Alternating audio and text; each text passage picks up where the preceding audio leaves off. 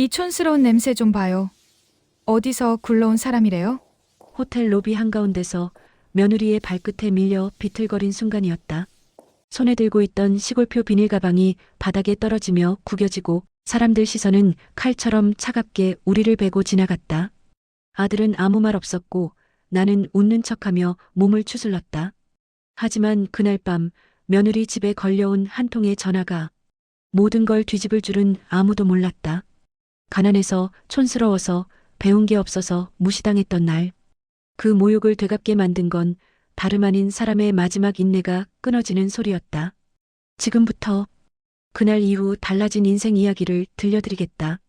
시골 읍내 시장통 한쪽 낡은 간판 아래 자리한 작은 반찬 가게에서 춘자는 오늘도 새벽같이 일어나 멸치를 볶고 있었습니다. 68배 나이가 무색하게 손놀림은 여전히 빠르고 정확했어요. 가게 앞을 지나가는 동네 사람들은 하나같이 춘자 이모하고 반갑게 인사를 건넸습니다. 몇 년 전 남편을 지병으로 먼저 보낸 뒤로 이 작은 가게와 정 많은 동네 사람들이 춘자에게는 전부였습니다. 가게 한쪽 벽에는 액자 하나가 걸려 있었어요. 서울에서 찍어 보내온 아들 도윤의 가족 사진이었습니다. 반듯한 정장 차림의 도윤, 그 옆에 세련된 원피스를 입은 며느리 서율. 사진 속 두 사람은 고급 레스토랑으로 보이는 배경 앞에서 환하게 웃고 있었어요. 춘자는 가끔 손님이 뜸한 오후면 그 사진을 물끄러미 바라보곤 했습니다. 자랑스러우면서도 어쩐지 손 닿지 않는 세상 같다는 생각이 들었어요. 아들이 서울서 무역회사 과장으로 잘 다니고 있어요. 며느리도 대기업 출신이래요. 단골 손님들에게 이렇게 말할 때면 춘자의 얼굴에는 미소가 번졌지만 그 미소 뒤편에는 말하지 못하는 불편함이 조금씩 자리 잡고 있었습니다. 며느리 서유를 처음 만난 날이 떠올랐어요. 2년 전 설날이었습니다. 깔끔한 베이지색 코트에 하이힐을 신고 나타난 서율은 대문을 들어서자마자 코를 실룩이며 주변을 둘러봤어요. 어머님, 여기 환기 좀 시켜도 될까요? 좀 답답하네요. 겉으로는 웃으면서 한 말이었지만 춘자는 그 눈빛에서 뭔가 불편해하는 기색을 읽을 수 있었습니다. 장롱문을 열었다가 안쪽에 놓인 낡은 고무신을 본 서율의 표정이 순간 굳어졌던 것도 기억났어요. 아무 말은 하지 않았지만 그 침묵이 더 크게 들렸습니다. 그날 저녁 춘자는 부엌에서 혼자 설거지를 하며 중얼거렸어요. 도시 아가씨라 그럴 수 있지 뭐. 여기가 좀 낡긴 했으니까. 스스로를 다독이면서도 가슴 한편이 서늘해지는 걸 어쩔 수 없었습니다. 그날 이후 춘자는 작은 수첩을 하나 마련했어요.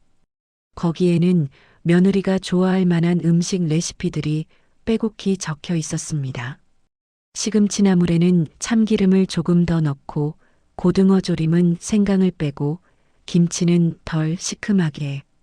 한 번이라도 더 맛있다는 소리를 듣고 싶었어요. 그러던 어느 봄날 저녁 도윤에게서 전화가 걸려왔습니다. 엄마, 좋은 소식이 있어요.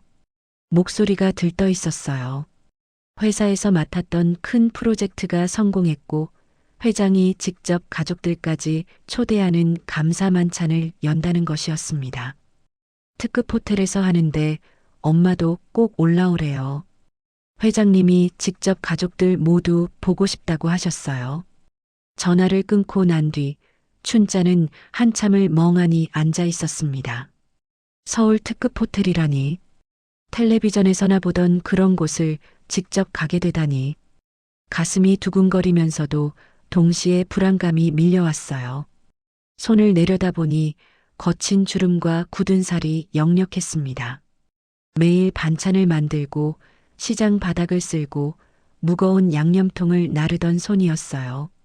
다음날 춘자는 읍내 유일한 양장점을 찾아갔습니다. 오래된 재봉틀 소리가 경쾌하게 울리는 작은 가게였어요. 특별한 날 입을 옷 좀 만들어주세요. 너무 튀지 않으면서도 단정하게요. 양장점 주인은 춘자의 체형을 재면서 물었습니다. 어디 가시게요, 춘자 이모? 서울 호텔이요. 아들이 다니는 회사에서 잔치를 연대요. 어머, 우리 춘자 이모 아들 정말 잘 됐네. 연보라색 투피스가 완성되기까지 일주일이 걸렸습니다. 촌스럽지 않으려고 묻어난 디자인을 골랐지만 거울 앞에 서보니 여전히 어딘가 어색했어요. 미장원에서 파마를 하고 왔을 때도 마찬가지였습니다. 단골 미용사는 어머, 이모 정말 예쁘세요 하고 칭찬했지만 춘자는 거울 속 자신이 어쩐지 어울리지 않는 옷을 입은 것처럼 느껴졌습니다. 출발 전날 밤 춘자는 잠을 이루지 못했어요. 이불을 뒤척이며 계속 생각했습니다. 내가 그 자리에 어울릴까? 며느리가 또 창피해하진 않을까? 새벽에 일어나 준비를 했습니다. 연보라색 투피스를 입고 읍내 구두가게에서 새로 산 낮은 굽의 검은색 구두를 신었어요. 거울을 보니 평소의 자신과는 확실히 달라 보였지만 그게 좋은 쪽인지는 확신이 서지 않았습니다. 가방에는 동네 떡집에서 맞춘 인절미와 직접 볶은 멸치를 곱게 싼 보자기를 넣었어요. 서울 사람들도 이런 건 좋아하겠지 싶었습니다. 정성이 느껴지니까요. 버스 정류장으로 가는 길에 반찬가게 단골 할머니가 마주쳤습니다. 어머, 춘자 이모 오늘 어디 가세요? 완전 멋쟁이네. 서울 좀 갔다 올게요. 아들 잘 키운 보람 있네. 호텔도 가보고 좋지 뭐. 할머니의 부러운 눈빛이 춘자의 어깨를 조금 가볍게 만들어줬지만 버스에 올라 창밖을 바라보는 춘자의 표정은 여전히 복잡했습니다. 손에 든 보자기를 만지작거리며 며느리가 이걸 보고 또 그런 표정을 짓진 않을까 걱정이 됐어요. 그래도 이미 늦었습니다. 버스는 시골 읍내를 벗어나 서울로 향하고 있었으니까요. 서울역에 내린 춘자는 한참을 서서 주변을 둘러봤습니다. 사람들이 쏟아져 나오는 개찰구, 어디로 가야 할지 알려주는 전광판, 빠르게 움직이는 사람들. 모든 게 낯설고 정신없었어요. 아들이 보내준 메모를 꺼내 들고 지하철을 탔습니다. 2번을 갈아타고 다시 버스를 타고 익숙하지 않은 교통카드를 찍을 때마다 뒤에서 기다리는 사람들의 시선이 따갑게 느껴졌어요. 호텔에 도착했을 땐 이미 오후 4시가 넘어 있었습니다. 다리는 무겁고 어깨는 결려왔지만 춘자는 호텔 입구 앞에서 한참을 서 있었어요. 높이 솟은 유리문 너머로 보이는 화려한 샹들리에와 대리석 바닥. 정장 차림의 사람들이 유유히 드나들고 도어맨이 공손하게 문을 열어주는 모습이 마치 다른 세상 같았습니다. 저기가 내가 들어갈 곳이 맞나? 심호흡을 한번 크게 하고 나서야 춘자는 발걸음을 뗄 수 있었어요. 자동문이 열리며 은은한 향수 냄새가 코끝을 스쳤습니다. 로비 안은 상상했던 것보다 훨씬 넓고 웅장했어요. 천장에 매달린 크리스털 샹들리에에서 쏟아지는 빛이 바닥의 대리석에 반사되어 눈이 부셨습니다. 춘자는 자신도 모르게 발소리를 줄이며 걸었어요.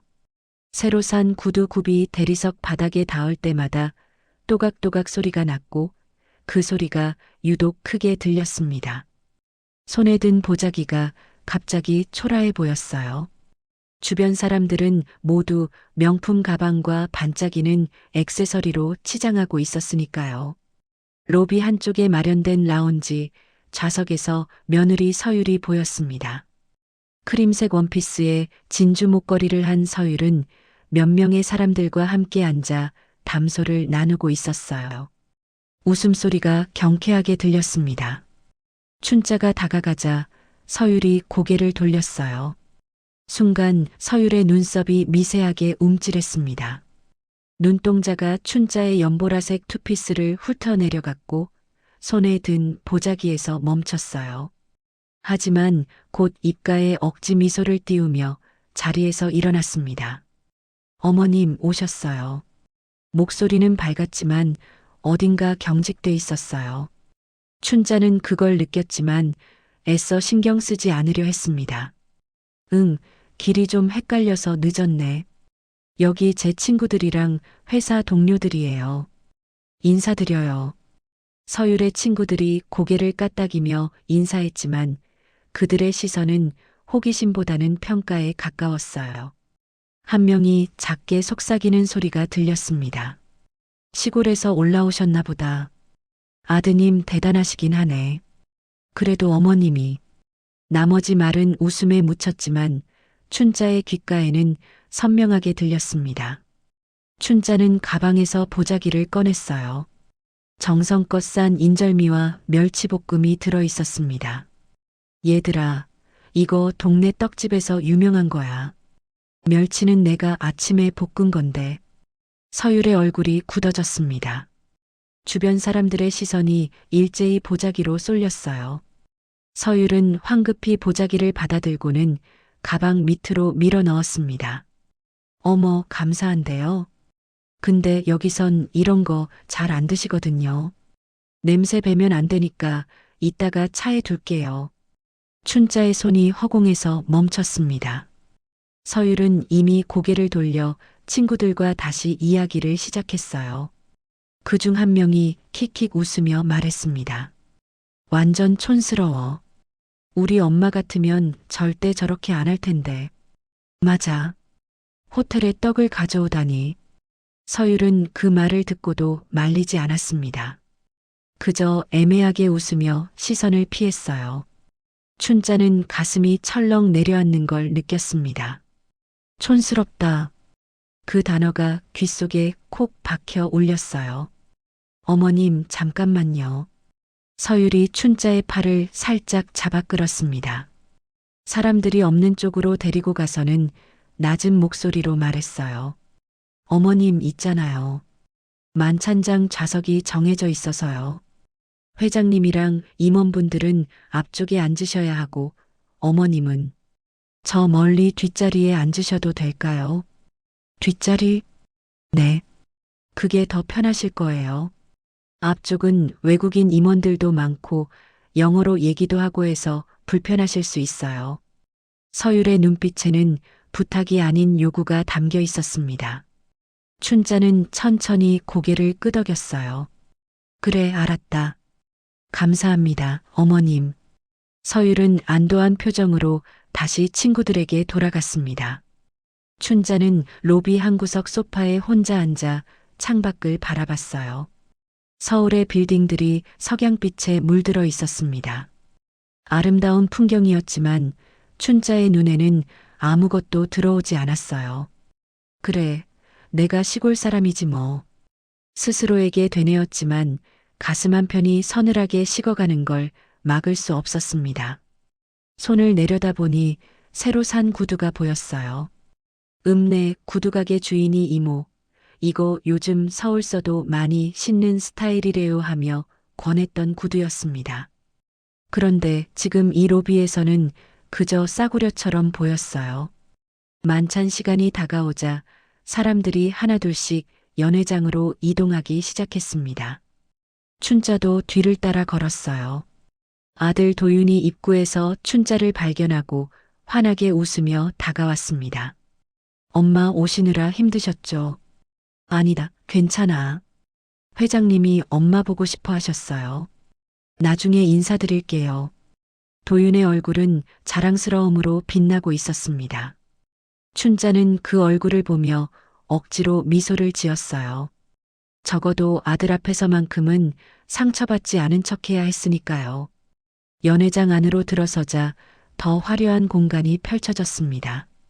크리스털 샹들리에가 여러 개 걸려 있고 흰 천으로 덮인 테이블마다 은빛 식기들이 정갈하게 놓여 있었어요. 춘자는 서율의 안내를 받아 맨 뒤편 구석 자리에 앉았습니다. 거기서는 무대도 잘 보이지 않았어요. 만찬이 시작되고 웨이터들이 코스 요리를 하나씩 가져다 놓았습니다. 춘자는 앞에 놓인 여러 개의 포크와 나이프를 보며 어느 것부터 써야 할지 몰라 당황했어요. 옆 테이블 사람들의 손놀림을 슬쩍 관찰하며 따라했습니다. 접시에 담긴 음식은 예쁘게 장식되어 있었지만 양이 턱없이 적었어요. 시장통 칼국수 한 그릇만도 못했습니다. 무대 위에서는 회장의 축사가 이어지고 있었어요. 마이크를 통해 울려 퍼지는 목소리가 웅장했지만 뒤편에 앉은 춘자에게는 잘 들리지 않았습니다. 그저 박수 소리에 맞춰 손뼉을 칠 뿐이었어요. 이번 프로젝트의 성공은 장도윤 과장의 헌신적인 노력이 있었기에 가능했습니다. 회장이 아들의 이름을 호명하자 연 회장이 박수로 가득 찼습니다. 춘자는 그제야 앞쪽을 또렷이 바라봤어요. 무대 위로 올라가는 아들의 뒷모습이 보였습니다. 반듯한 어깨, 자신감 있는 걸음걸이. 저렇게 컸구나 싶었어요. 도윤이 트로피를 받아들고 고개 숙여 인사하자 서율이 앞쪽 VIP 테이블에서 일어나 박수를 보냈습니다. 크림색 원피스가 조명을 받아 더욱 빛났어요. 외국인 임원 한 명이 서율에게 뭔가 영어로 말을 걸자 서율은 유창하게 대답하며 웃었습니다. 통역까지 자연스럽게 해내는 모습이 당당하고 세련돼 보였어요. 춘자는 뒤편에서 조용히 박수를 쳤습니다. 손바닥이 얼얼할 정도로 열심히 쳤지만 그 소리는 앞쪽까지 닿지 못했어요. 만찬이 끝나고 사람들이 로비로 이동했습니다. 기념사진을 찍는다는 안내가 나왔어요. 춘자는 뒤쪽에서 사람들의 움직임을 지켜보다가 조심스럽게 다가갔습니다. 아들의 이런 순간을 함께하고 싶었어요. 사진 한 장쯤은 같이 찍어도 되지 않을까 싶었습니다. 나도 뒤에 살짝 서 있을게. 춘자가 작게 말하며 사진 촬영 장소로 다가가려는데 서율이 재빨리 앞을 가로막았습니다. 손을 춘자의 팔에 살짝 얹으며 귓가에 속삭였어요. 어머님, 옷에서 김치 냄새 좀 나요. 춘자의 몸이 굳어졌습니다. 서율은 억지 미소를 지으며 계속 말했어요. 호텔 로비라 사람들이 예민해서요. 저쪽 소파에 잠깐만 앉아 계실래요? 목소리는 나지막했지만 단호했습니다. 춘자는 자신도 모르게 옷깃을 잡아당기며 냄새를 맡아봤어요. 아무 냄새도 나지 않았습니다. 아니, 오히려 미장원에서 뿌려준 헤어스프레이 향이 은은하게 풍겼어요. 서율의 친구 한 명이 그 말을 듣고 킥킥거리며 다가왔습니다. 와, 진짜 시골에서는 김치 냄새가 향수인가 보다. 그러게요. 우리 엄마는 외출할 때 절대 김치 안 드시던데. 아, 진짜 그만해. 서율이 말렸지만 목소리에 힘이 없었어요. 오히려 입꼬리가 살짝 올라가 있었습니다. 말리는 척하면서 은근히 즐기고 있다는 게 느껴졌어요. 춘자는 손에 들고 있던 핸드백을 꽉 움켜쥐었습니다. 읍내 시장에서 2만 원 주고 산 가방이었어요. 그때는 제법 괜찮아 보였는데 지금은 그저 낡고 초라한 물건처럼 느껴졌습니다. 어머님, 비켜주세요. 사진 찍어야죠. 서율이 하이힐을 신은 발로 춘자의 발을 가볍게 밀쳤습니다. 농담처럼 한 행동이었지만 힘이 꽤 들어가 있었어요. 순간 춘자는 균형을 잃었습니다. 새로 산 구두 굽이 대리석 바닥에서 미끄러지며 춘자의 몸이 앞으로 쏠렸어요. 쿵! 무릎이 먼저 바닥에 닿았습니다. 손으로 바닥을 짚으며 가까스로 완전히 넘어지는 건 막았지만 이미 늦었어요. 손에 들고 있던 핸드백이 열리며 안에 있던 물건들이 와르르 쏟아졌습니다. 반찬가게 영수증 뭉치, 구겨진 10,000원짜리 지폐 몇 장, 동네 약국에서 받은 소화제, 버스표, 대리석 바닥 위로 춘자의 일상이 낱낱이 흩어졌어요. 주변이 일순간 조용해졌습니다. 웅성대던 사람들의 목소리가 멈추고 모든 시선이 바닥에 쓰러진 춘자에게 쏠렸어요. 샹들리에 불빛이 너무 밝아서 눈이 부셨습니다. 얼굴이 화끈거렸어요. 어머님, 도윤이 황급히 달려왔습니다. 춘자의 팔을 잡아 일으키려 했지만 춘자는 먼저 바닥에 흩어진 물건들을 주워 담았어요. 떨리는 손으로 영수증을 집어들고 구겨진 지폐를 펼쳤습니다. 손톱에 낀 때가 보였어요. 반찬을 만들다 베인 고춧가루 자국이었습니다. 엄마, 괜찮아요. 응, 괜찮아. 미끄러웠나 봐. 춘자는 애써 웃으며 일어났습니다. 무릎이 욱신거렸지만 내색하지 않았어요. 서율이 다가와 걱정스러운 표정을 지었습니다. 하지만 그 눈빛은 걱정이 아니라 난처함에 가까웠어요. 아, 어머님이 자꾸 사진 프레임 안으로 들어오셔서요. 제가 살짝 피해달라고 했는데 넘어지신 거예요. 서율이 주변 사람들을 향해 말했습니다. 상황을 가볍게 포장하는 목소리였어요. 사람들은 고개를 끄덕이며 다시 자기들끼리 이야기를 시작했습니다. 호텔 보안 요원이 다가왔어요. 괜찮으십니까? 다치신 데는 없으신지요? 아니에요, 괜찮아요. 춘자는 고개를 숙인 채 가방을 가슴에 안았습니다. 더 이상 이 자리에 서 있을 수 없었어요. 사람들의 시선이, 샹들리에의 불빛이, 서율의 억지 미소가 모두 견딜 수 없었습니다. 화장실 좀 다녀. 춘자는 도윤의 손을 뿌리치고 로비를 가로질러 화장실로 향했습니다. 하이힐 소리, 웃음소리, 부딪히는 샴페인 잔 소리들이 뒤에서 들렸어요. 그 소리들 속에서 춘자는 점점 작아지고 있었습니다. 화장실 세면대 앞에 선 춘자는 거울을 바라봤어요. 거울 속에는 연보라색 투피스를 입은 68살 여자가 서 있었습니다. 미장원에서 한 파마는 이미 흐트러져 있었고 얼굴은 창백했어요. 손을 씻으며 춘자는 생각했습니다. 내가 정말 그렇게 창피한 사람인가? 물소리만이 조용히 대답을 대신했습니다. 집으로 돌아온 춘자는 사흘 동안 반찬가게 문을 열지 않았습니다. 동네 사람들이 문 앞에서 춘자 이모, 괜찮아요 하고 불러도 대답하지 않았어요. 그저 이불을 뒤집어 쓴 채 천장만 바라봤습니다. 호텔 로비의 샹들리에가 자꾸 눈앞에 어른거렸어요. 도윤에게서 전화가 왔습니다. 한 번, 두 번, 세 번. 휴대폰이 윙윙 울렸지만 춘자는 받지 않았어요. 문자 알림이 계속 떴습니다. 엄마, 괜찮으세요? 전화 좀 받아주세요. 걱정돼요. 읽기는 했지만 답장을 하지 않았습니다. 뭐라고 말해야 할지 몰랐어요. 나흘째 되는 날 춘자는 겨우 일어나 휴대폰을 들었습니다. 짧은 문자 하나를 보냈어요.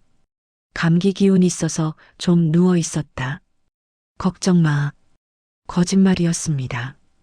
감기에 걸린 게 아니라 마음이 아팠어요. 하지만 아들에게 그 말을 할 수는 없었습니다.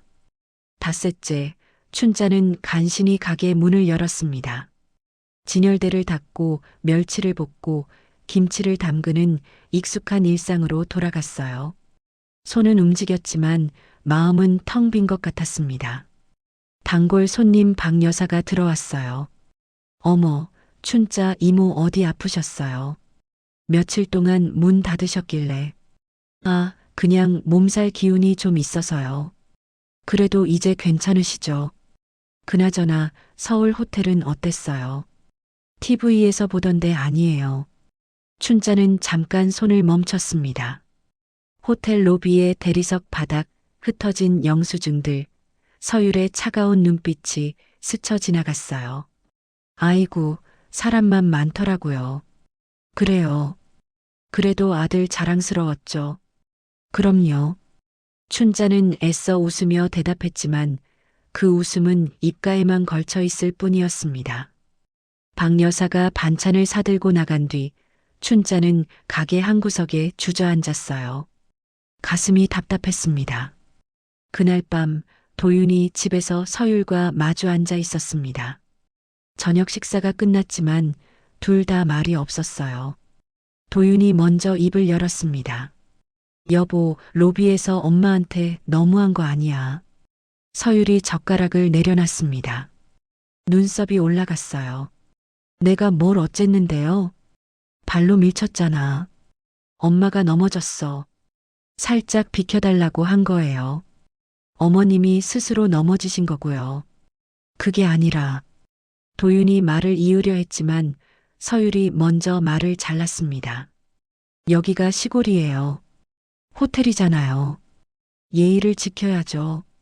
회장님이랑 임원들 다 계신 자리에서 떡을 쌓으시고 뒤에서 사진 찍는데 자꾸 들어오시려고 하고 저도 난처했어요. 엄마가 그러시는 건 그게 정성이었으니까 그런 거잖아. 그 정성이 때로는 민폐가 될 수도 있다는 걸 생각 안 하세요. 어머님이 스스로 촌스럽게 행동하신 건 생각 안 해요. 서율의 목소리가 날카로워졌습니다. 도윤은 더 이상 말을 잇지 못했어요. 서율이 자리에서 일어나 침실로 들어가며 문을 닫았습니다. 쿵 소리가 거실에 울렸어요. 도윤은 소파에 앉아 한숨을 쉬었습니다. 핸드폰을 들어 엄마에게 전화를 걸었지만 역시 받지 않았어요. 문자를 보냈습니다. 엄마, 미안해요. 내가 잘못했어요. 하지만 답장은 오지 않았습니다. 주말, 도윤은 장인댁에 갔습니다. 서율의 부모님이 준비한 저녁 식사 자리였어요. 고급 레스토랑 같은 분위기의 식당에서 장모가 물었습니다. 도윤 씨 어머님은 요즘 어떠세요? 아, 네. 잘 지내세요. 지난번 만찬 때 오셨다며. 우리도 초대받았으면 좋았을 텐데. 서율이 끼어들었습니다. 어머님이 넘어지셔서 좀 소동이 있었어요. 어머, 다치신 건 아니고요. 아니에요. 괜찮으세요. 도윤은 짧게 대답하고 입을 다물었습니다. 춘자에 관한 이야기가 나올 때마다 가슴 한편이 무거워졌어요. 죄책감과 미안함이 뒤섞여 목구멍을 조여왔습니다. 한편 춘자는 재래시장에서 장을 보다가 우연히 대형 현수막을 보게 됐습니다. 도윤이 다니는 무역회사 이름이 크게 적혀 있었어요. 글로벌 무역의 선두주자, 미래를 여는 기업. 회사 로고가 선명했습니다. 춘자는 그 앞에 멈춰 섰어요. 우리 아들이 저런 회사를 다니는구나. 자부심이 올라왔습니다. 하지만 동시에 그 회사 로비에서 무릎 꿇었던 자신의 모습이 떠올랐어요. 흩어진 영수증들, 구겨진 지폐들, 사람들의 시선. 자부심과 수치심이 뒤섞여 가슴을 짓눌렀습니다. 춘자는 고개를 돌려 시장 안쪽으로 걸어갔어요. 장바구니가 무거웠습니다. 그날 밤 춘자는 남편의 사진 앞에 앉았습니다. 액자 속 남편은 여전히 환하게 웃고 있었어요. 춘자는 조용히 말했습니다. 여보, 나 서울에는 당분간 안 올라갈게. 목소리가 떨렸습니다. 거긴 내 자리가 아닌가 봐. 나 같은 사람이 있으면 아들이 창피한가 봐. 눈물이 주르륵 흘러내렸습니다.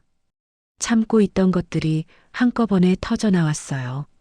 나도 예쁘게 차려입고 싶었어. 부끄럽지 않은 엄마가 되고 싶었는데. 근데 나는 안 되나 봐.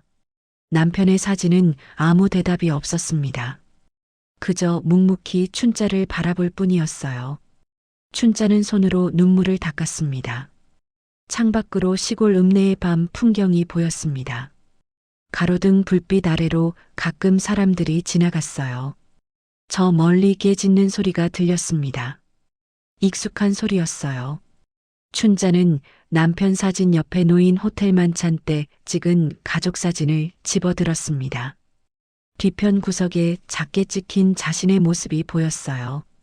어색한 미소, 움츠린 어깨, 손에 꼭 쥔 가방.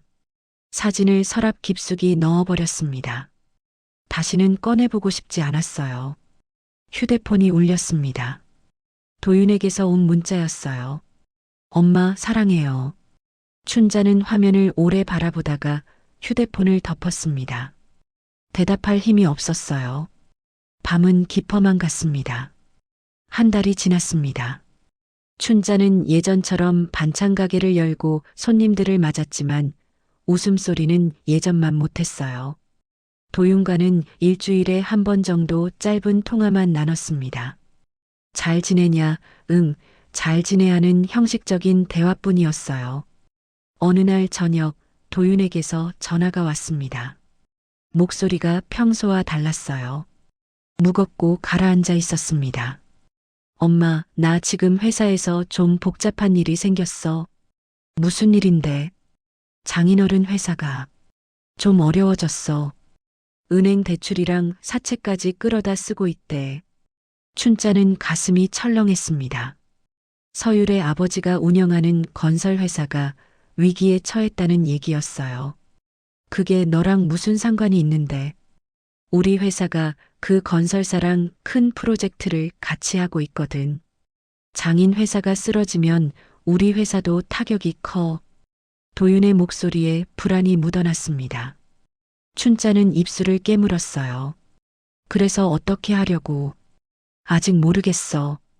회사에서도 재무팀이 난리야.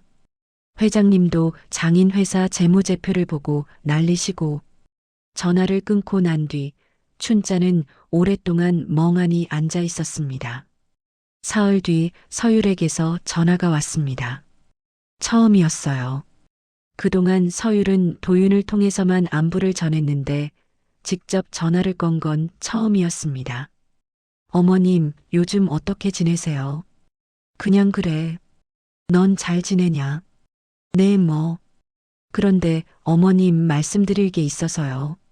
서율의 목소리가 평소와 달랐습니다. 차갑고 세련된 톤이 아니라 다급하고 불안한 느낌이었어요. 반찬 가게는 요즘 잘 되시죠?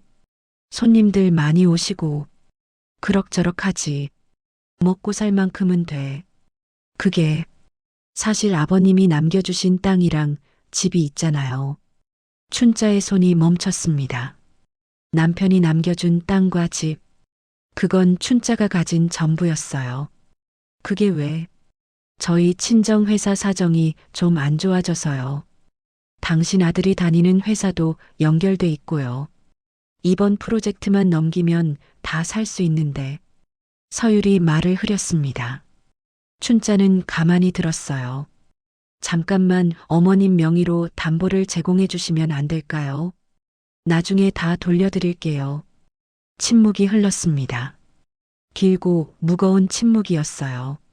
춘자는 눈을 감았습니다. 호텔 로비가 떠올랐어요. 김치 냄새 난다던 말 밀쳐지며 넘어졌던 순간 흩어진 영수증들. 아가, 이건 도윤이랑 같이 이야기하자. 혼자 결정할 일이 아니네. 어머님, 제발이요. 이번만. 나중에 얘기하자. 춘자는 전화를 끊었습니다. 손이 떨렸어요. 남편 사진을 바라봤습니다. 여보, 나보고 어쩌라는 거야. 대답은 없었습니다. 그날 밤 춘자는 서랍 깊숙이 넣어뒀던 부동산 서류들을 꺼냈습니다. 남편이 생전에 투자했던 물류창고 건물 임대차 계약서, 농협 통장, 땅 문서 하나씩 펼쳐보니 생각보다 금액이 컸어요. 물류창고에서 들어오는 월세가 150만 원, 1년이면 1,800만 원이었습니다. 반찬가게 수입과 합치면 춘자 혼자 살기에는 충분했어요. 이걸 담보로 잡히면 생각만 해도 불안했습니다. 하지만 한편으로는 생각했어요. 이게 내가 가진 전부인데 이걸로 아들을 도울 수 있다면. 마음이 복잡했습니다. 이틀 뒤 도윤이 직접 시골로 내려왔습니다. 평일 오후였어요. 회사를 조퇴한 모양이었습니다. 얼굴이 많이 상해 있었어요. 엄마, 왔니? 밥은 먹었어. 응, 먹었어. 엄마, 산책 좀 하자. 두 사람은 마을 뒷산 쪽으로 난 작은 다리를 걸었습니다. 개울물 소리가 졸졸 흘렀어요. 한참을 말없이 걷다가 도윤이 먼저 입을 열었습니다. 엄마, 서율한테 전화 받았지. 응, 미안해. 내가 막으려고 했는데. 춘자는 걸음을 멈추고 아들을 바라봤습니다. 도윤은 난간에 팔을 기댄 채 개울물을 내려다봤어요. 사실 엄마가 가지고 계신 물류창고 건물이 지금 구조상 되게 중요하대. 우리 회사랑 장인 회사가 거기서 물류를 다 처리하고 있거든. 그렇구나. 근데 솔직히 나도 서유리가 엄마한테 했던 말들이 생각나서 엄마한테 이 부탁을 꺼내는 것 자체가 너무 미안해. 도윤의 목소리가 갈라졌습니다. 춘자는 아들의 어깨를 툭 쳤어요. 괜찮아. 내가 미안해할 일은 아니야. 엄마가 도와주지 않아도 돼. 나는 상관없어. 회사 그만두면 그만이고. 바보 같은 소리 하지 마. 내가 얼마나 힘들게 그 자리까지 올라갔는데. 춘자는 개울물을 바라봤습니다. 물은 쉼없이 흘러갔어요. 나한테 시간 좀 줘. 생각 좀 해볼게. 응, 엄마. 천천히 생각해. 도윤이 춘자의 손을 잡았습니다. 거칠고 주름진 손이었지만 도윤에게는 세상에서 가장 따뜻한 손이었어요. 그날 저녁 도윤은 서울로 돌아갔습니다. 춘자는 혼자 방에 앉아 다시 서류들을 펼쳤어요. 물류창고 임대차 계약서를 자세히 들여다봤습니다. 계약서 맨 아래에 남편의 도장이 찍혀 있었어요. 춘자는 그 도장을 손으로 쓰다듬었습니다. 여보, 당신이라면 어떻게 했을까? 창밖으로 별이 보였습니다. 시골 밤하늘은 별이 많았어요. 춘자는 오랫동안 그 별을 바라봤습니다. 손에 쥔 카드가 생각보다 무거웠습니다. 그 무게가 어떤 건지 춘자는 이제야 조금씩 알아가고 있었어요. 저녁 6시가 막 넘어선 시각이었습니다. 춘자는 반찬가게 문을 닫고 설거지를 하던 중이었죠. 손끝이 차가운 물에 시려왔지만 익숙한 움직임으로 그릇들을 닦아내고 있었습니다. 하루 종일 서서 일한 탓에 발목이 욱신거렸고 허리도 뻐근했어요. 그때 핸드폰이 울렸습니다. 화면에 뜬 이름은 며느리 서율이었죠.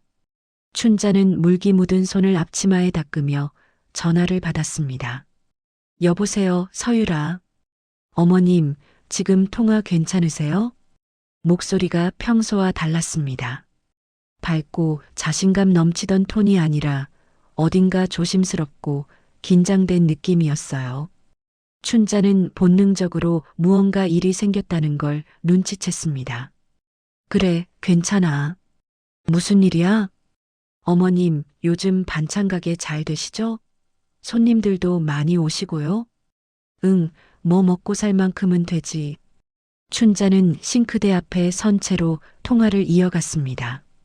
며느리의 목소리에서 뭔가 부탁하려는 기색이 느껴졌어요.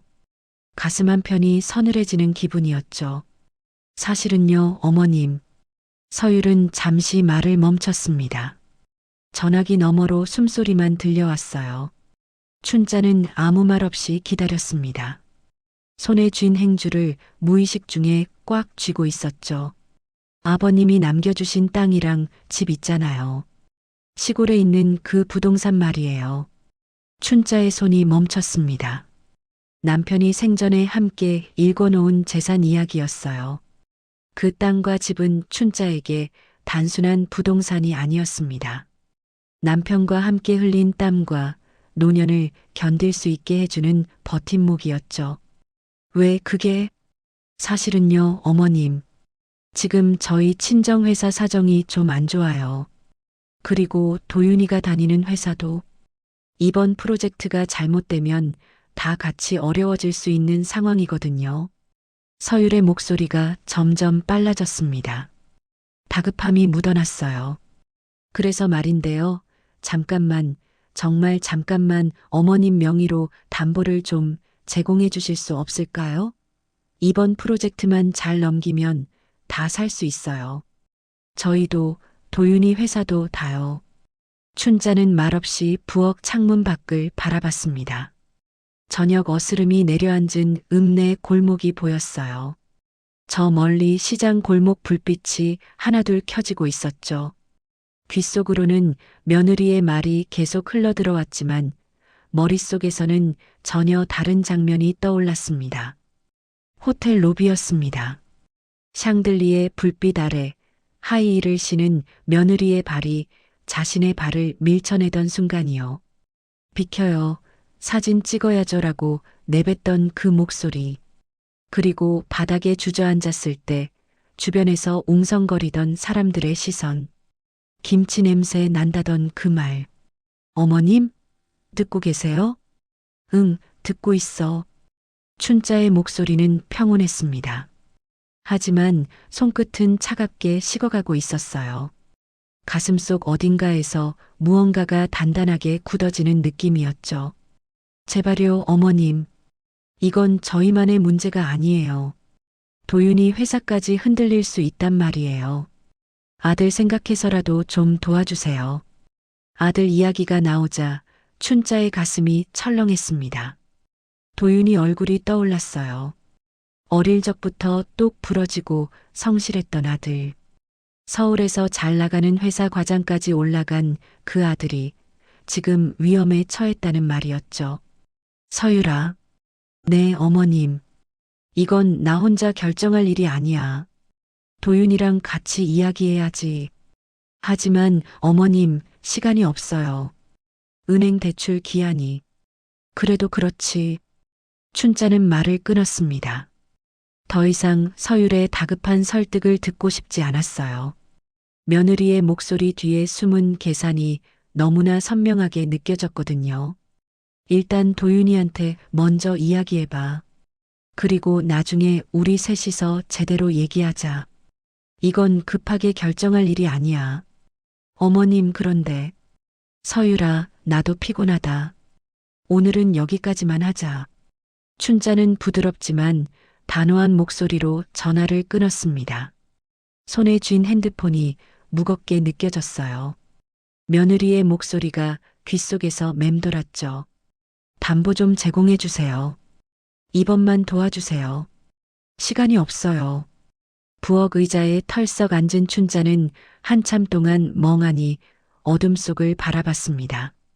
창밖으로 보이는 읍내 풍경이 흐릿하게 번졌어요. 눈시울이 뜨거워졌지만 눈물을 흘리진 않았습니다.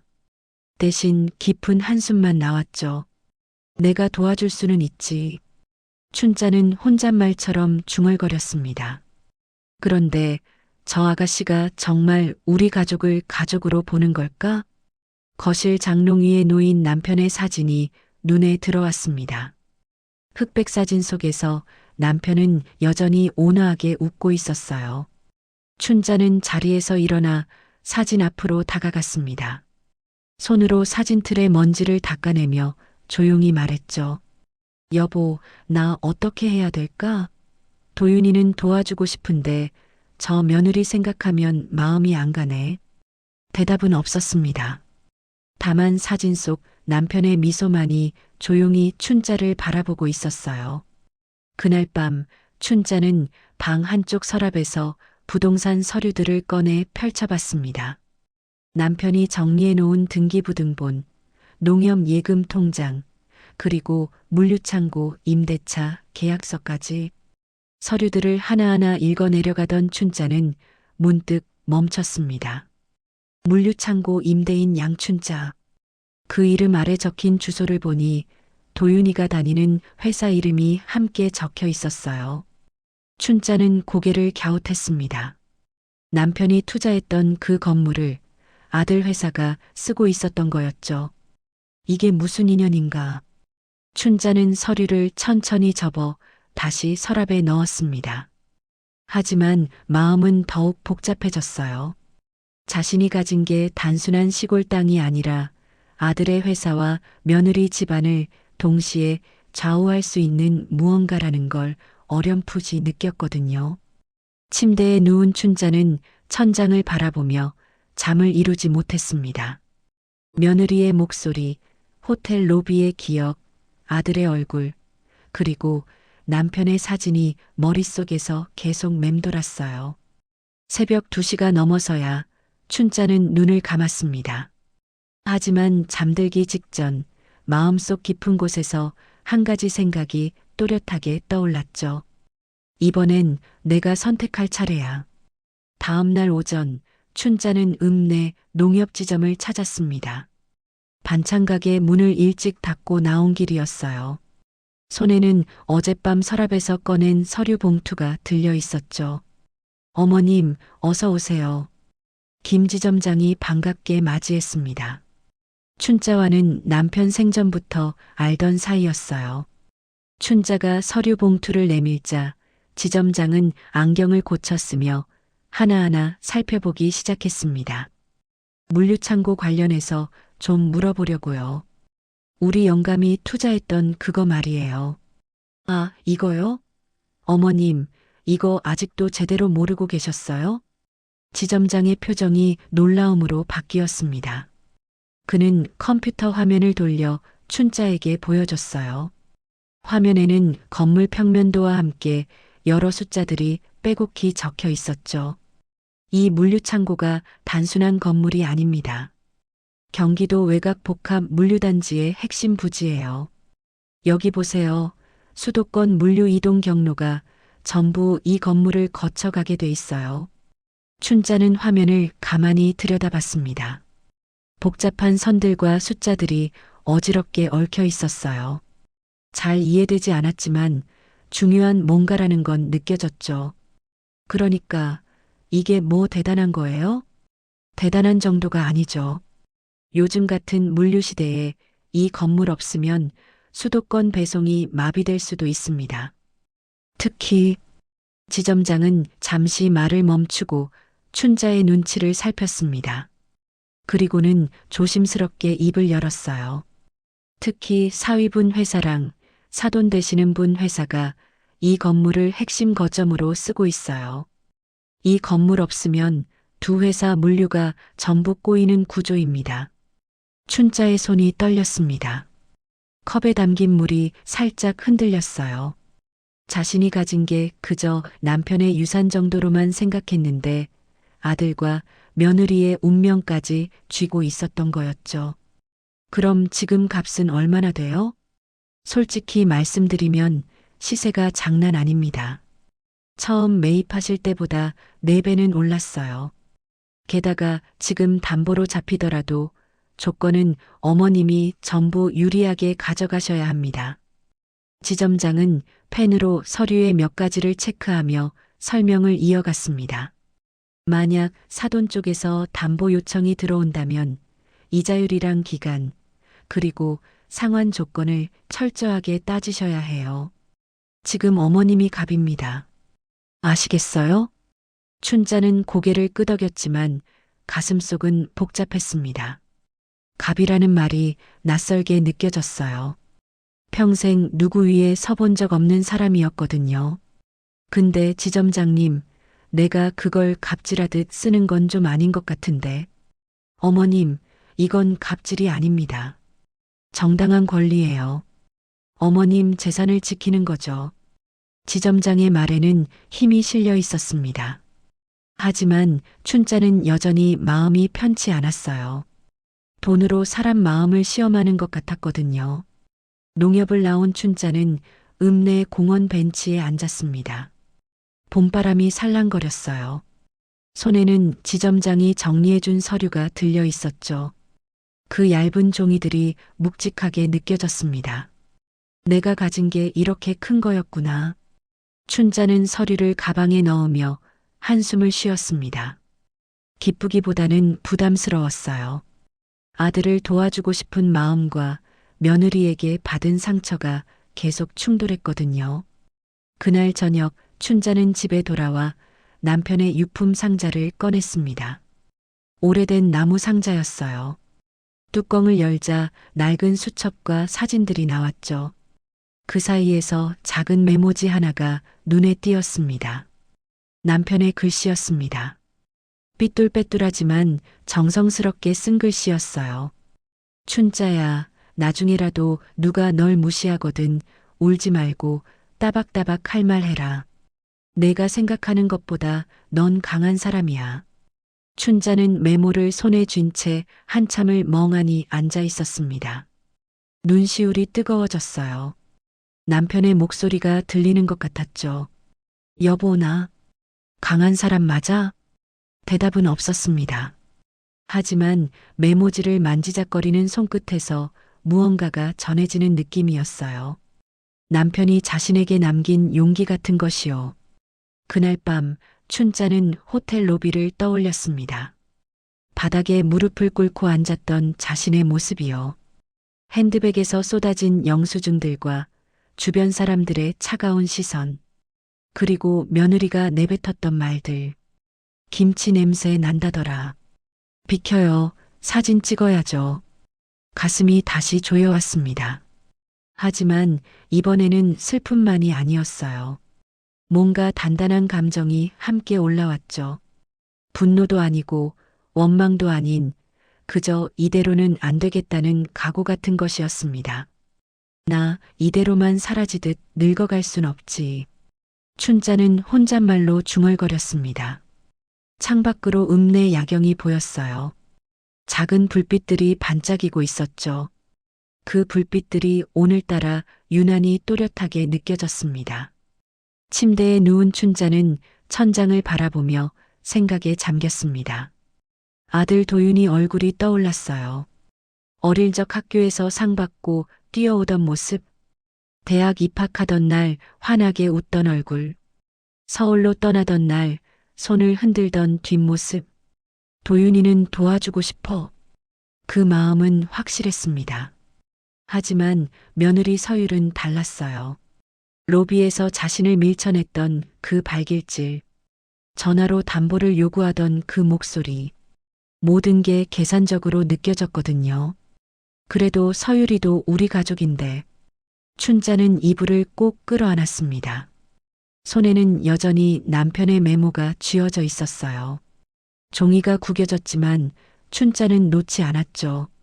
새벽 4시 춘자는 잠에서 깼습니다. 꿈을 꿨어요.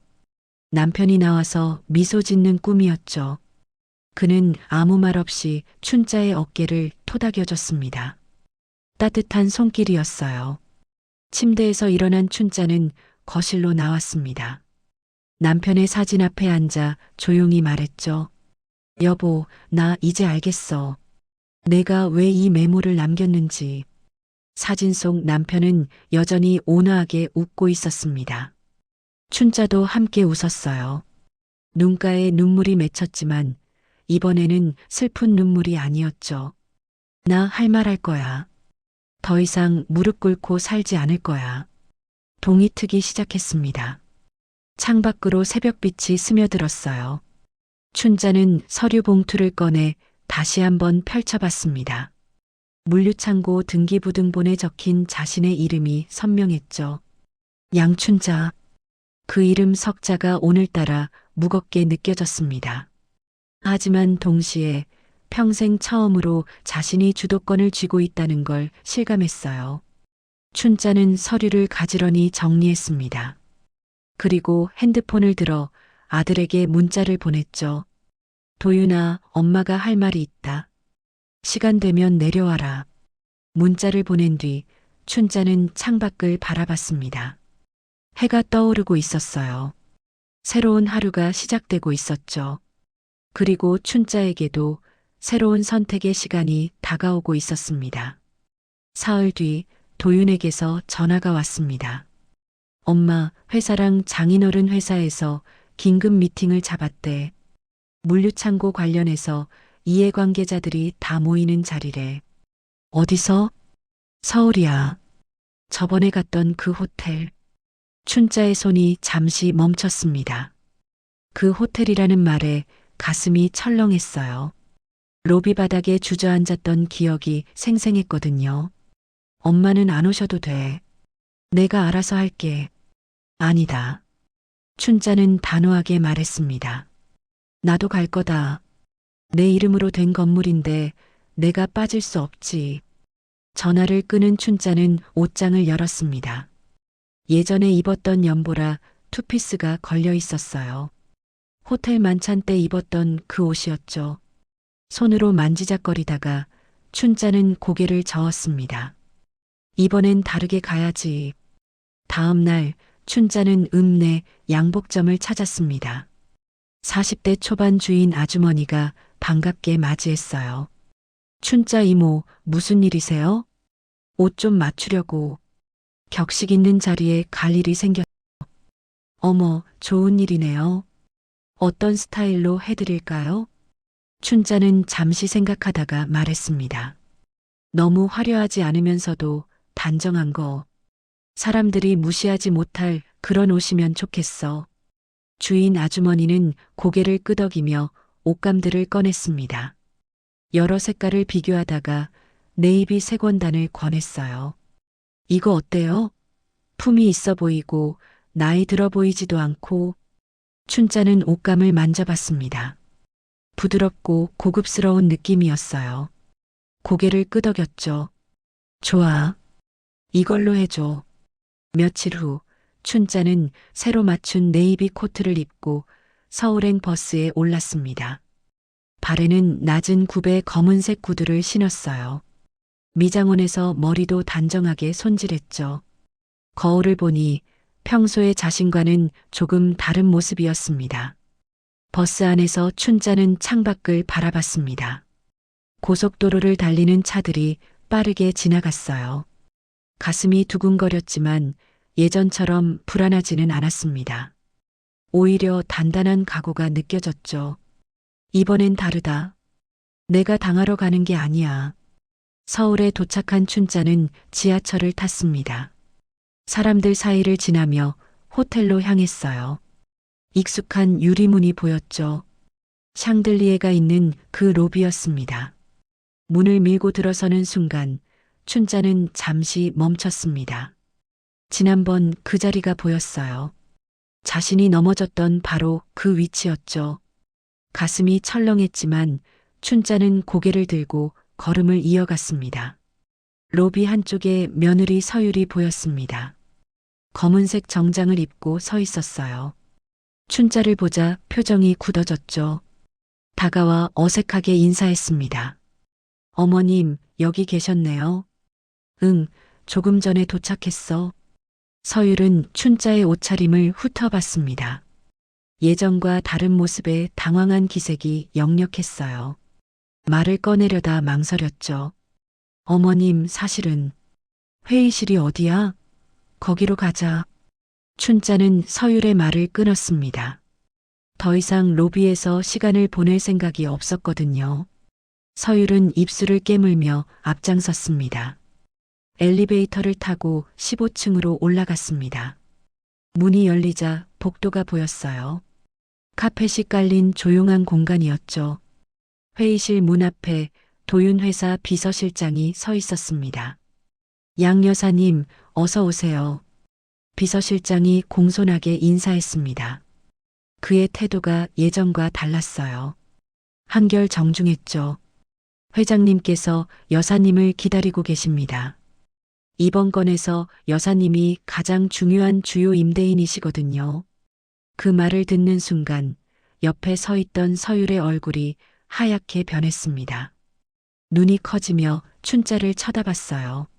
어머님이 주요 임대인이요? 응. 춘자는 짧게 대답했습니다. 서율을 똑바로 바라보며 덧붙였죠. 옛날에 내 시아버지가 나랑 같이 사둔 거다. 나도 오늘 아침에 서류 다시 확인하고 제대로 알았어. 서율은 입을 다물지 못했습니다. 당황한 기색이 역력했어요. 자신이 몰랐던 사실을 시어머니가 알고 있었다는 게 충격이었죠. 회의실 문이 열렸습니다. 넓은 탁자를 중심으로 여러 사람들이 앉아 있었어요. 도윤 회사 회장, 재무팀장, 그리고 서율의 아버지와 그쪽 회사 임원들까지 모두 긴장한 표정이었습니다. 춘자가 들어서자 모든 시선이 그녀에게 향했습니다. 회장이 자리에서 일어나 악수를 청했어요. 양 여사님 뵙게 되어 영광입니다. 이쪽에 앉으시죠. 춘자는 회장이 가리킨 자리에 앉았습니다. 탁자 중앙이었어요. 가장 중요한 위치였죠. 예전 만찬 때 뒷자리에 앉았던 것과는 완전히 달랐습니다. 서율은 한쪽 구석에 서 있었습니다. 앉을 자리도 애매한 상황이었어요. 춘자가 중심이 된 순간 며느리의 위치는 뒤로 밀린 거였죠. 회장이 입을 열었습니다. 오늘 이 자리는 물류창고 임대 관련 중요한 논의를 위해 마련했습니다. 양 여사님의 건물이 없으면 저희 프로젝트가 진행될 수 없는 상황이거든요. 재무팀장이 자료를 펼쳤습니다. 화면에 복잡한 그래프와 숫자들이 나타났어요. 현재 물류 라인이 전부 여사님 건물을 중심으로 구성되어 있습니다. 만약 이 건물 사용이 중단되면 최소 6개월 이상 물류 마비가 예상됩니다. 춘자는 화면을 조용히 바라봤습니다. 숫자들이 정확히 뭘 의미하는지 다 이해되지는 않았어요. 하지만 자신이 쥐고 있는 게 얼마나 중요한지는 느껴졌죠. 서율의 아버지가 고개를 숙였습니다. 머리가 반쯤 벗겨진 60대 중반의 남자였어요. 목소리가 떨렸죠. 사돈 어르신, 저희 회사가 지금 어려운 상황입니다. 이번 프로젝트만 성공하면 살 수 있는데 부탁드립니다. 춘자는 그를 바라봤습니다. 사돈이라는 호칭이 귀에 들어왔어요. 가족이라는 말이었죠. 하지만 그의 딸이 자신에게 했던 행동들이 떠올랐습니다. 회의실 안은 조용했습니다. 모두가 춘자의 대답을 기다렸어요. 에어컨 소리만 희미하게 들렸죠. 춘자는 천천히 입을 열었습니다. 저는 사업을 잘 모르는 사람입니다. 그저 시골에서 반찬 가게 하며 사는 평범한 사람이에요. 회의실 안 사람들이 숨을 죽였습니다. 춘자의 다음 말을 기다렸죠. 하지만 이건 제 남편이 평생 모아서 남긴 재산입니다. 함부로 결정할 수 없어요. 서율의 아버지가 다시 고개를 숙였습니다. 재무팀장도 긴장한 표정이었어요. 춘자는 잠시 침묵했습니다. 창밖을 바라봤죠. 서울 하늘이 보였어요. 회색빛 건물들 사이로 해가 비치고 있었습니다. 여보, 내가 잘하고 있는 거 맞지? 마음속으로 남편에게 물었습니다. 대답은 들리지 않았지만 가슴속에서 무언가가 따뜻하게 울렸어요. 조건이 있습니다. 춘자가 다시 입을 열었습니다. 모두가 그녀를 주목했죠. 제 조건을 들어주신다면 도와드리겠습니다. 하지만 그 전에 먼저 들어야 할 말이 있어요. 춘자는 서율을 바라봤습니다. 며느리는 구석에서 고개를 숙이고 있었어요. 어깨가 떨리고 있었죠. 서율아, 이리 와봐. 춘자의 목소리는 부드러웠지만 단호했습니다. 서율은 천천히 다가왔어요. 춘자 앞에 섰죠. 두 사람의 시선이 마주쳤습니다. 회의실 안의 공기가 무겁게 가라앉았습니다. 모두가 지켜보는 가운데 춘자와 서율은 말없이 서로를 바라봤어요. 춘자의 눈에는 슬픔도 분노도 아닌 그저 담담한 결의만이 서려 있었습니다. 서율은 춘자 앞에 섰습니다. 손이 떨리고 있었어요. 회의실 앞 모든 사람들의 시선이 그녀에게 쏠렸죠. 아버지도 도윤도 회장도 모두가 지켜보고 있었습니다. 어머님, 서율의 목소리가 가늘게 떨렸습니다. 입술을 깨물며 고개를 숙였어요. 춘자는 며느리를 조용히 바라봤죠. 서율아, 고개 들어. 춘자의 말에 서율이 천천히 얼굴을 들었습니다. 눈가가 붉어져 있었어요. 화장이 번진 흔적이 보였죠. 너한테 물어볼 게 있어. 춘자는 차분하게 말을 이었습니다. 저번 호텔 로비에서 나한테 뭐라고 했지? 서율의 얼굴이 하얗게 질렸습니다. 입술이 파르르 떨렸어요. 대답하지 못하고 고개만 떨구었죠. 김치 냄새 난다고 했지. 사진 찍는데 비키라고 했고, 그러면서 날 밀쳤어. 춘자의 목소리는 높지 않았습니다. 하지만 또렷했어요. 회의실 안에 있는 모든 사람들이 들을 수 있을 만큼 선명했죠. 서율의 아버지가 깜짝 놀라 딸을 쳐다봤습니다. 도윤도 주먹을 꽉 쥐었어요. 회장과 임원들은 눈치를 보며 시선을 피했죠. 어머님, 죄송합니다. 제가 정말 잘못했어요. 서율의 목소리가 떨렸습니다. 눈물이 볼을 타고 흘러내렸어요. 하지만 춘자는 말을 멈추지 않았습니다. 그리고 전화로 뭐라고 했지? 시골집 담보 좀 잡으면 안 되냐고 했어. 아들 생각해서라도 도와달라고. 죄송합니다, 어머님. 변명하지 않겠습니다. 서율은 고개를 깊이 숙였습니다. 어깨가 들썩였어요. 울음을 참는 모습이었죠. 춘자는 한숨을 내쉬었습니다. 가슴이 답답했어요. 분노보다는 서러움이 올라왔죠. 나는 말이야, 내가 나를 무시한 게 제일 슬펐던 게 아니야. 춘자의 목소리가 조금 떨렸습니다. 내가 우리를 가족으로 안 본 게 제일 슬펐어. 필요할 때만 찾는 그런 사이로 본 거 있지. 서율은 고개를 들지 못했습니다. 눈물이 계속 떨어졌어요. 바닥에 작은 얼룩이 생겼죠. 회의실 안은 숨소리조차 들리지 않을 만큼 조용했습니다. 에어컨 소리만 희미하게 울렸어요. 어머님, 정말 죄송합니다. 서율은 결국 무릎을 꿇었습니다. 회의실 바닥에 무릎을 대고 고개를 숙였어요. 양손을 바닥에 짚었죠. 완전히 엎드리는 자세였습니다. 제가 잘못했습니다. 어머님께 용서받을 자격도 없는 걸 압니다. 하지만 서율의 목소리가 흐느껴 섞였습니다. 제발 한 번만 용서해 주세요. 저 정말 반성하고 있습니다. 춘자는 무릎 꿇은 며느리를 내려다봤습니다. 가슴이 복잡했어요. 속이 시원한 것도 아니고 그렇다고 기분이 좋은 것도 아니었죠. 그저 씁쓸했습니다. 일어나. 춘자가 조용히 말했습니다. 하지만 서율은 일어나지 않았어요. 제가 어머님께 했던 행동들을 다 말씀드리겠습니다. 여기 계신 모든 분들 앞에서요. 서율은 고개를 들었습니다. 눈이 퉁퉁 부어 있었어요. 저는 시어머님을 시골 사람이라고 무시했습니다. 옷차림이 촌스럽다고 생각했고 말투가 세련되지 않다고 창피해했어요. 서율의 목소리가 떨렸지만 말은 또렷했습니다. 호텔 로비에서 시어머님을 밀쳤습니다. 사진 찍는데 방해된다고 발로 밀었어요. 그래서 시어머님이 넘어지셨습니다. 도윤이 눈을 감았습니다.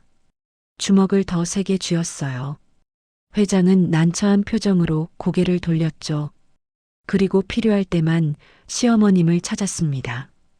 돈이 필요하니까, 회사가 위험하니까 그때만 전화드렸어요. 서율은 계속 말했습니다. 자신의 잘못을 하나하나 고백했어요. 목소리가 점점 작아졌지만 멈추지 않았죠. 춘자는 며느리를 바라보며 눈을 감았습니다. 가슴이 먹먹했어요. 분노가 사라지는 게 아니라 그저 지쳐가는 느낌이었죠. 서율아. 춘자가 다시 입을 열었습니다. 일어나라고 했지. 서율은 천천히 일어났습니다. 무릎이 떨렸어요. 제대로 서지 못하고 비틀거렸죠. 도윤이 다가가 부축했습니다. 춘자는 며느리와 눈을 마주쳤습니다. 한참을 말없이 바라봤어요. 그러다 작은 한숨과 함께 말했죠. 나는 내가 무릎 꿇는 걸 보고 싶었던 게 아니야. 서율이 고개를 들었습니다. 눈물 범벅인 얼굴로 춘자를 바라봤어요. 내가 원하는 건 말이야. 춘자는 잠시 말을 멈췄습니다. 목이 메었어요. 감정이 올라와 말이 잘 나오지 않았죠. 내가 진짜로 우리를 가족으로 보는 거야. 필요할 때만 아니라 평소에도 마음으로 가족으로 대하는 거. 춘자의 목소리가 떨렸습니다. 김치 냄새 나는 시골 사람이 아니라 그냥 내 남편의 엄마로 보는 거. 그게 내가 원하는 거였어. 서율은 입술을 깨물었습니다. 눈물이 다시 쏟아졌어요. 하지만 이번에는 소리 없이 흘렀죠. 할 수 있겠니? 춘자가 물었습니다. 서율은 고개를 끄덕였어요. 목이 메어 말이 안 나왔죠. 그저 계속 끄덕일 뿐이었습니다. 춘자는 가방에서 서류를 꺼냈습니다. 물류창고 관련 서류였어요. 탁자 위에 펼쳐놓았죠. 이 건물 도와드리겠습니다. 회의실 안 사람들이 술렁였습니다. 회장이 안도의 표정을 지었어요. 서율의 아버지는 눈시울이 붉어졌죠. 하지만 조건이 있어요. 춘자는 서류를 가리키며 말을 이었습니다. 임대료는 지금보다 10% 낮춰드릴게요. 대신 계약 기간은 5년으로 고정입니다. 중간에 일방적으로 파기할 수 없어요. 재무팀장이 계산기를 두드렸습니다. 회장과 눈짓을 주고받았어요. 그리고 담보는 제공하지 않습니다. 춘자의 말에 서율의 아버지가 고개를 들었습니다. 당황한 표이었어요. 대신 제가 직접 투자할게요. 사돈회사에 2천만 원을 무이자로 빌려드리겠습니다. 1년 안에 갚으시면 돼요. 회의실 안이 다시 조용해졌습니다. 모두가 놀란 표정이었어요. 담보가 아니라 직접 투자라니 예상치 못한 제안이었죠. 사돈 어르신, 서율의 아버지가 떨리는 목소리로 말했습니다. 감사합니다. 정말 감사합니다. 그는 자리에서 일어나 춘자에게 깊게 허리를 숙였습니다. 60이 넘은 나이에 고개를 숙이는 모습이 처연했어요. 춘자는 그를 바라보며 고개를 끄덕였습니다. 그리고 회장을 보며 말했죠. 회장님, 우리 아들 잘 부탁드립니다. 이번 일로 도윤이가 회사에서 불이익 받는 일 없게 해주세요. 물론입니다, 여사님. 도윤 과장은 저희 회사의 귀한 인재입니다. 회장이 공손하게 대답했습니다. 도윤은 자리에서 일어나 어머니에게 다가왔어요. 엄마. 도윤의 목소리가 떨렸습니다. 춘자는 아들의 손을 잡았어요. 괜찮아, 도윤아. 이게 엄마가 할 수 있는 거야. 춘자는 아들의 손을 꽉 쥐었습니다. 따뜻했어요. 아들의 손이 이렇게 컸나 싶었죠. 회의가 끝났습니다. 사람들이 하나둘 자리를 떴어요. 서류를 정리하고 악수를 나누었죠. 춘자는 자리에 앉아 창밖을 바라봤습니다. 서율이 조심스럽게 다가왔습니다. 얼굴이 아직도 붓고 있었어요. 어머님, 정말 감사합니다. 그리고 죄송합니다. 춘자는 며느리를 보며 작게 웃었습니다. 쓸쓸한 미소였어요. 이제 시작이야, 서율아. 진짜 가족이 되는 건 지금부터야. 서율은 고개를 끄덕였습니다. 춘자의 손을 잡았어요. 차가운 손이었지만 꽉 쥐었죠. 회의실 문을 나서며 춘자는 한 번 더 로비를 내려다봤습니다. 저 아래 샹들리에가 반짝이고 있었어요. 넘어졌던 그 자리가 보였죠. 이제 괜찮아. 나 이제 여기서 더 이상 넘어지지 않아. 춘자는 마음속으로 중얼거리며 엘리베이터에 올랐습니다. 며느리와 아들이 양옆에 서 있었어요. 문이 닫히며 세 사람의 모습이 거울에 비쳤죠. 가족이었습니다. 아직 서먹하고 아직 상처가 남아있지만 그래도 가족이었어요. 춘자는 물류창고 임대료와 담보 조건을 자신에게 크게 손해나지 않는 선에서 조정해 주었습니다. 장인 회사는 간신히 숨통을 틔울 수 있었지만 예전처럼 고급 레스토랑에서 와인을 기울이거나 해외여행을 수시로 다니던 생활은 더 이상 불가능한 수준이었죠. 서율의 아버지는 회의실을 나서며 춘자에게 깊게 허리를 숙였고 그 모습을 지켜보던 서율의 얼굴은 창백하게 굳어 있었습니다. 도윤의 회사는 프로젝트를 안정적으로 이어갈 수 있게 되었어요. 회장은 도윤을 따로 불러 이렇게 말했습니다. 자네 어머니가 정말 대단하시군. 사업가의 눈을 가지셨어. 그 말을 전해 듣는 순간 도윤은 처음으로 어머니가 단순히 시골에서 반찬 가게를 하는 평범한 노인이 아니라는 걸 뼛속 깊이 느꼈습니다. 어머니는 늘 자신을 낮추고 모든 걸 참아내며 아들이 잘 되기만을 바라던 사람이었지만 동시에 흔들리지 않는 중심을 가진 사람이기도 했던 거예요.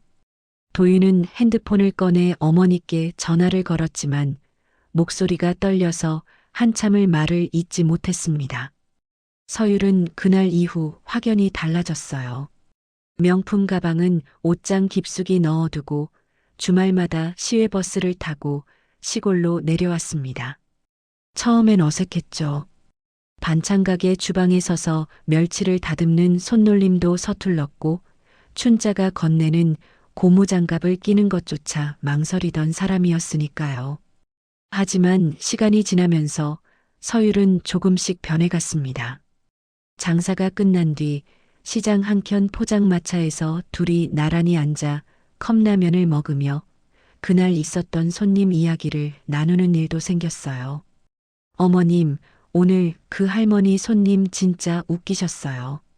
멸치볶음 2개 사시면서 하나는 꼭 짜게 해달라고 하시잖아요. 춘자는 국물을 후루룩 마시며 빙그레 웃었습니다. 그분 남편이 싱겁게 드시거든. 그래서 본인 거는 따로간 맞춰 드시는 거야. 서율은 라면 젓가락을 멈추고 시어머니를 물끄러미 바라봤어요. 손님 하나하나의 사연을 다 기억하고 있는 이 사람이 호텔 로비에서 자신에게 밀쳐졌을 때도 아무 말 없이 일어섰던 그 사람이 지금 자기 옆에서 김이 모락모락 나는 라면을 먹으며 웃고 있다는 게 묘하게 가슴을 눌렀습니다. 어느 토요일 오후 시장에 장을 보러 온 중년 여성이 춘자에게 물었어요. 사장님 옆에 계신 분 따님이세요? 얼굴이 똑같이 닮으셨네. 순간 서율이 멈칫했지만 춘자보다 먼저 대답했습니다. 아니에요. 우리 시어머니세요. 제가 많이 배워가는 중이에요. 춘자는 고개를 들어 며느리를 바라봤어요. 서율의 얼굴엔 더 이상 호텔 로비에서 보였던 그 차갑고 계산적인 표정이 없었습니다. 대신 조금 수줍고 조금 어색하지만 진심이 담긴 미소가 있었죠. 춘자는 아무 말 없이 서율의 어깨를 톡톡 두드렸습니다. 집 마당 한켠 예전에는 남편 사진만 놓여있던 작은 재단에 춘자는 새로 가족 사진을 한 장 세워뒀어요. 시골 반찬 가게 앞에서 자신과 아들 그리고 그 옆에서 어색하게 웃고 있는 서율의 모습이 담긴 사진이었습니다. 사진 속 서율은 앞치마를 두르고 있었고 도윤은 어머니 옆에 바짝 붙어 서 있었죠. 춘자는 사진을 닦으며 혼잣말로 중얼거렸어요. 여보, 나 이제 좀 덜 촌스러운가요? 아니, 그냥 이대로 살기도 괜찮지 않나요? 사진 속 남편은 대답하지 않았지만 춘자는 그가 웃고 있을 거라고 믿었습니다. 며칠 뒤 춘자는 농협지점장으로부터 전화를 받았어요. 물류창고 임대 계약이 정식으로 갱신되었고 앞으로 3년간 안정적인 수입이 보장된다는 내용이었습니다. 지점장은 덧붙였죠. 어머님, 이번 일 정말 잘 처리하셨습니다. 다들 감탄하던데요. 춘자는 전화를 끊고 창밖을 바라봤어요. 시장 골목 너머로 보이는 하늘은 맑았고 바람에 흔들리는 현수막 소리가 정겹게 들렸습니다. 돈이 생긴 게 중요한 게 아니었어요. 자신이 누군가에게 무시당하지 않아도 되는 사람이라는 걸, 자신의 가치를 스스로 지킬 수 있다는 걸 확인한 게 중요했던 거죠. 마지막 장면, 해질 무렵 시장 골목을 따라 손수레를 끄는 춘자의 뒷모습이 보입니다. 낡은 고무신 대신 편한 운동화를 신은 그녀의 걸음은 여전히 느리지만 이전보다 훨씬 단단해 보였어요. 손수레엔 오늘 팔고 남은 반찬통들이 덜그럭거리며 실려 있었습니다. 뒤에서 누군가 뛰어오는 소리가 들렸어요. 서율이었습니다. 장바구니를 들고 종종 걸음으로 따라오던 그녀가 숨을 헐떡이며 말했습니다. 어머님, 오늘은 제가 밀게요. 춘자는 멈춰서서 며느리를 돌아봤어요. 서율은 손술의 손잡이를 잡으며 조심스럽게 웃었습니다. 춘자는 고개를 끄덕이고 천천히 손을 놓았죠. 서율이 손수레를 밀고 춘자가 그 옆을 걸으며 둘은 나란히 골목을 걸어갔습니다. 저녁 노을이 두 사람의 뒷모습을 따뜻하게 감싸고 있었어요. 시장 골목 끝자락에서 누군가 춘자 이모, 내일 봐요라고 인사했고 춘자는 손을 흔들며 대답했습니다. 그래요, 내일 또 봐요. 그 목소리엔 더 이상 주눅든 기색이 없었습니다. 그저 자신의 자리에서 자신의 방식으로 당당하게 살아가는 한 사람의 단단한 마음만이 담겨 있었죠. 춘자는 며느리와 함께 골목을 빠져나가며 문득 남편이 남긴 메모를 떠올렸어요. 따박따박 할 말 하라고 했지, 여보. 이제 좀 할 수 있을 것 같아요. 두 사람의 그림자가 골목 모퉁이를 돌아 사라지고 시장엔 저녁 장사를 정리하는 소리만이 고요하게 퍼져나갔습니다. 사람을 바꾸는 건 돈도 직함도 아니었습니다. 누구 앞에서 부끄러워해야 하는지를 뒤늦게라도 깨닫는 마음 하나였습니다. 여러분 곁에도 조용히 손수레를 끌고 있는 누군가가 있진 않나요? 오늘 그 사람에게만큼은 촌스럽다는 말 대신 고맙다는 말을 건네보면 어떨까요?